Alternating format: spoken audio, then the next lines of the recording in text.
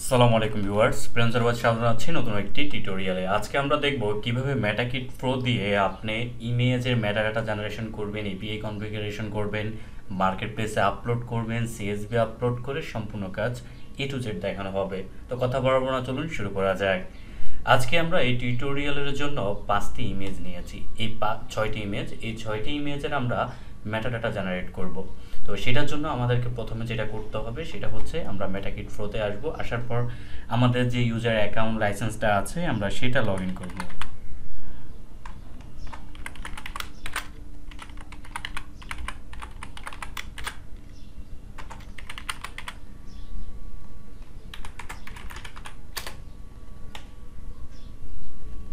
Okay, log in হয়ে গেছে। এখন আমাদেরকে প্রথম কাজ হচ্ছে আমরা এপিআই কনফিগারেশন করব।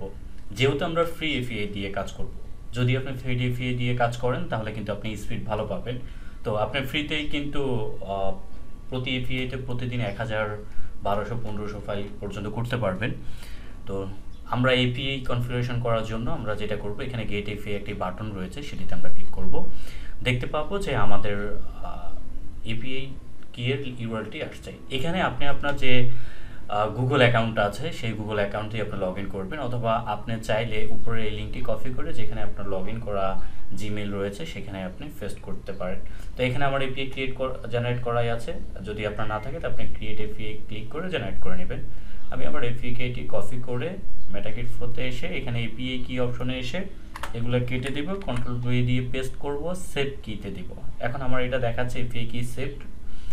এখন টেস্ট এপিআইতে ক্লিক করব। টেস্ট এপিআইতে ক্লিক করার পর আমি দেখতে পাচ্ছি এপিআই কানেকশন ইজ সাকসেসফুল। তার মানে হচ্ছে আমি আমার এপিআই দিয়ে কাজ করতে পারবো, আমার কনফিগারেশন ডান।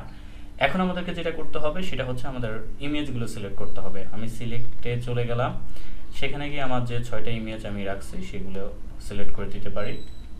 ওকে, চলে এসেছে আমাদের ইমেজগুলো। আপনার চাইলে এখানে ক্লিক করে করে প্রিভিউ দেখে দিতে পারেন। এখন আমরা কি করব, আমরা চাইলে জেনারেট টাইটেল, জেনারেট কিওয়ার্ড আলাদা আলাদা, মানে আপনার যদি ডিসক্রিপশন প্রয়োজন না হয় আপনি এই সুইচটি অফ রাখতে পারেন, আর ডিসক্রিপশন প্রয়োজন হলে এটা অন রাখতে পারেন। তো আমি একটু এখানে কাস্টমাইজ করব, সেটা হচ্ছে আমার টাইটেলটা হচ্ছে মিনিমাম 7 শব্দের হতে হবে, আর কিওয়ার্ড এখানে 10 থেকে 15টা দেওয়া আছে, বাট আমি কিওয়ার্ড নেব 40 থেকে 45টা। ওকে, ডিসক্রিপশন যেটা আছে সেটাই ভালো, এর থেকে বেশি বা কাস্টমাইজের প্রয়োজন নাই। তো এখন জাস্ট কিছু করব না, আমি জেনারেট অপশনে ক্লিক করে দেব। জেনারেট অপশনে ক্লিক করে দেওয়ার পর দেখা যাচ্ছে আমাদের স্টার্টিং মেটাডাটা জেনারেশন। ওকে, অলরেডি একটা ফাইলের মেটাডাটা আমাদের জেনারেট হয়ে গেছে। আমি একটি ফাইলে ক্লিক করি, দেখেন এখানে আমাদের অ্যাডজেক্ট আপনার রিলেটেড যে টাইটেলটি রয়েছে সেটি আসছে। কিওয়ার্ডে যদি দেই, এখানে দেখেন আপনার 40 থেকে 45টা কিওয়ার্ড দেওয়ার কথা ছিল, এর মধ্যে 40+ কিওয়ার্ড দিয়েছে। সবগুলো হচ্ছে আপনার ইমেজে রিলেটেড। ডিসক্রিপশনটা যদি আমি দেখি তাহলে দেখতে পারবো যে ডিসক্রিপশনটাও অ্যাডজেক্ট ইমেজটা সে অ্যানালাইসিস যেটা করছে সেটাই পেয়েছে।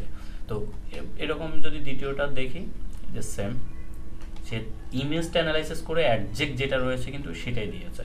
তো অলরেডি আমাদের 6টা ফাইলের মেটাডাটা জেনারেট হয়ে গেছে। এখন আমরা কি করব, এখন আমাদেরকে যেটা করতে হবে, আমরা চাইলে যদি আমরা মেটাডাটাগুলো সংরক্ষণে রাখতে চাই তাহলে আমি বলবো যে প্রথমে এক্সপোর্ট টিএক্সটি দিয়ে আপনি মেটাডাটা যতগুলো মেটাডাটা আছে সবগুলো আপনি নিয়ে নেবেন।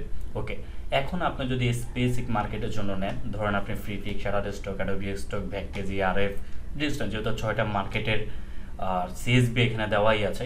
তো এখন আপনি যেটা করতে পারেন, যেমন আমরা আজকে টিউটোরিয়ালে দেখাবো অ্যাডোবি স্টকে এবং কি হচ্ছে ড্রিমস টাইমে আপলোড করা, যেহেতু সবচেয়ে বড় সবার সমস্যা হচ্ছে ড্রিমস টাইম। তো আমরা ড্রিমস টাইমে দেখাবো। সেটার জন্য যেমন প্রথমে আমরা অ্যাডোবি স্টকে ক্লিক করে অ্যাডোবি স্টকের সিএসবিটা সেভ করে নেব এবং ড্রিমস টাইমে ক্লিক করে ড্রিমস টাইমে সেভ করে নেব।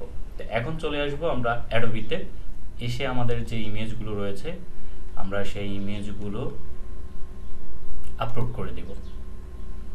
ইমেজগুলো আপলোড করে দেওয়ার পর আমরা ডিরেক্টলি অ্যাডোবি স্টকের যে সিএসবিটা নিচ্ছে আমরা কিচ্ছু করব না, জাস্ট ফাইলটাকে সিএসবিটাকে আপলোড করে দিব ডিরেক্ট। দেখেন আসে কিনা, যদিও এখানে দেখেন টাইটেল এবং হচ্ছে কিওয়ার্ড কিন্তু নিয়ে নিচ্ছে। কেন নিচ্ছে, যে দেখেন আমি যদি ইমেজে ক্লিক করি আমার কিন্তু এখানে ডিস প্রপার্টিজে দেওয়া আছে, কিন্তু 6টা ইমেজে সেম টাইটেল সেম কিওয়ার্ড। তো এখন আমরা যেটা করব সেটা হচ্ছে ইমেজগুলো আপলোড দিয়েছি, আপলোড দেওয়ার পর আপলোড সিএসবি অপশনে আসবো। এখানে এসে চুজ সিএসবি এ ফাইল, এখানে আর জায়গা আমাদের যেটা রয়েছে এখানে অ্যাডোবি স্টকে যেটা আমরা এক্সপোর্ট করলাম সেটা দিয়ে দিব এবং আপলোডে ক্লিক করব। তো আমাদের এটা দেখা যাক। ওকে, রিফ্রেশ ভিউ চেঞ্জ, দেখতে পাচ্ছেন এখন কিন্তু সাবমিটের অপশন চলে আসছে। এখন আমি যদি ক্লিক করি আমার যে মেটাডাটাটা অ্যাডজেক্ট মেটাডাটাটাই আসতেছে।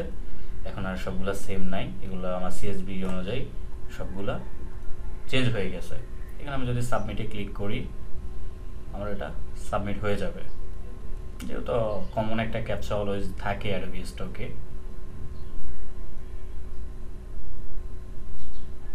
ওকে, আমি এগুলো সাবমিট করে দিলাম, এখন এগুলো ইন রিভিউতে চলে আসছে। এখন আমরা যেটা করব সেটা হচ্ছে ড্রিমস টাইমে দেখবো আমরা এগুলো আপলোড করব। ড্রিমস টাইমের জন্য আমরা ড্রিমস টাইমে চলে আসলাম। দেখেন এখানে অনেকগুলো ইমেজ দেওয়াই আছে এর আগে, তবে সেটার জন্য আমরা কি করব, আমরা আবার এই 6টা ইমেজ ধরে আমাদের ড্রিমস টাইমে আপলোড করে দিব। 1টা 2টা 3টা 4টা 5টা 6টা। ওকে, এখন একটা জিনিস মাথায় রাখতে হবে, প্রত্যেকটা মার্কেট প্লেসের সিএসবি টেমপ্লেটটা হচ্ছে ভিন্ন, প্রত্যেকটা মার্কেট প্লেসের। আপনার হচ্ছে এক একটা মার্কেটের কিন্তু সেম না। তো এখন আমরা যেটা করলাম সেটা হচ্ছে আমরা আপলোড করার পরে অটোমেটিকলি কিন্তু ক্যাটাগরিটা যেহেতু অ্যাডোবি ইলাস্ট্রেটর অ্যাডোবি স্টকে নিয়ে নিয়েছে, তাই আমাদেরকে সিএসবির ভিতরে গিয়ে আমাদেরকে ক্যাটাগরি দিতে হয় না। কিন্তু আমাদেরকে ড্রিমস টাইমের ক্ষেত্রে একটি কাজ করতে হবে, সেখানে অবশ্যই আপনাকে ক্যাটাগরিটা দিয়ে দিতে হবে। সেটার জন্য কি করবেন, জাস্ট আপনার ড্রিমস টাইমের সিএসবিটাকে আপনি ওপেন করবেন। ওকে, এটা দেখেন যে মেটাডাটাগুলো চলে আসছে। এখানে দেখেন ক্যাটাগরি 1 2 3, এখানে বলা হয়েছে যে মিনিমাম একটা ক্যাটাগরি দেওয়ার জন্য। এখন ক্যাটাগরি কিন্তু আপনার নাম লিখে দিলে হবে না, ক্যাটাগরি কোড দিতে হবে। কারণ হচ্ছে প্রত্যেকটা মার্কেট প্লেসে সিএসবির ডেমো আছে। আপনি দেখেন ড্রিমস টাইমে কিন্তু একটা সিএসবি ফাইল দিয়ে দিছে, যেটা আপনি ডাউনলোড করতে পারবেন। প্রত্যেকটা মার্কেট প্লেসে স্যাম্পল সিএসবি আছে। এখানে আসলে কিন্তু আপনি প্রত্যেকটা ক্যাটাগরি দেখতে পাবেন। ক্যাটাগরির পাশে একটা কোড নাম্বার দেওয়া আছে, যেই কোড নাম্বারটা আপনার সিএসবিতে ইউজ করলে অটোমেটিকলি সেই ক্যাটাগরিটা নিয়ে নেবে। যেহেতু আমাদের এটা ব্যাকগ্রাউন্ড, হ্যাঁ, এই যে এখানে অ্যাবস্ট্রাক্ট আমার এটা, তো আমি দেখি এখানে কি আছে অ্যাবস্ট্রাক্টের ভিতরে। ব্যাকগ্রাউন্ড, এই যে অ্যাবস্ট্রাক্ট ব্যাকগ্রাউন্ড, তো আমার কোড হচ্ছে 112। এখন যেহেতু 3টা কোড ইউজ করা যায়, আপনি 3টা কোড ইউজ করতে পারেন। আমি শুধু 112 ইউজ করলাম, তাও সেটা ক্যাটাগরি 1-এ কিন্তু ইউজ করতে হবে। এই যে ক্যাটাগরি 1-এ আপনি হচ্ছে 112 দিয়ে দিবেন। তো 112টাকে কপি করে প্রত্যেকটা ইয়ারে পেস্ট করে দিবেন। ওকে, আর কোনো কাজ নাই, জাস্ট ক্যাটাগরি ইয়েতে আপনি শুধু কোডটা বসায় দিবেন, সেভ করবেন। এইবার চলে আসেন আপনার হচ্ছে এখানে আসার পর দেখি আমি এটা রিলোড করে দেখি। আমাদের এটা এখনো প্রসেসিং হচ্ছে, আপলোড হওয়ার পরে আমি এটাকে আবার রিলোড করে দেখি।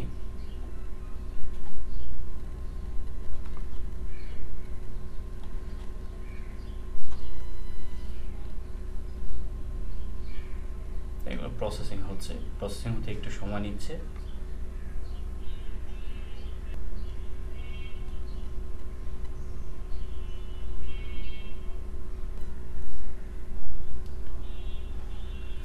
ওকে, আমাদের হচ্ছে ইমেজগুলো আপলোড হয়ে গেছে। আপনারা দেখেন যদি ইমেজে মেটাডাটা হয় তাহলে আমরা পাশের ইমেজগুলো দেখছি যে চেক মার্ক করা থাকে যে মেটাডাটা হয়েছে, বাট আমাদের এই ইমেজগুলো মেটাডাটা নেই, তাই এমন দেখাচ্ছে। তো আমরা যেটা করব সেটা হচ্ছে আমাদের জাস্ট ড্রিমস টাইমের সিএসবিটা আমরা এনে এখানে আপলোড করে দেব। ওকে, যেহেতু আপলোড করে দেব, আপলোড করার পর এটি প্রসেস নেবে, ওয়েট করতে হবে যে মেটাডাটাগুলো হচ্ছে কিনা। এইভাবে আপনি 1000 2000 ফাইল করতে পারবেন। মনে রাখা ভালো যে এখানে আপনি শুধু ইমেজে নয়, এআই, ইপিএস, পিডিএ, পেজবিজি, জেপিজি, পিএনজি, আপনি সবগুলো ফাইলে মেটাডাটা জেনারেট করতে পারবেন প্রত্যেকটা মার্কেটের জন্য। যদি আপনি জেপিজি দিয়ে করে থাকেন মেটাডাটা, তাহলে আপনি জাস্ট এক্সেলগুলো ওপেন করে জাস্ট জেপিজির জায়গায় ইপিএস ওয়ার্ডটাকে আপনি জাস্ট এক ক্লিকে রিপ্লেস করে দিবেন, তাহলে হয়ে যাবে। তো দেখেন এগুলো আমরা মেটাডাটা প্রসেস হচ্ছে। যদি আপনার মেটাডাটাতে সিএসভি ফাইলে কোনো ইরোড থাকে তাহলে কিন্তু এটা প্রসেস হবে না, এখানে একটা ইরোড চলে আসবে, সেটা ইরোডটা দেখতে পাবেন। জাস্ট আমাদের ওয়েট করতে হবে যে এটার প্রসেসিংটা হচ্ছে কিনা।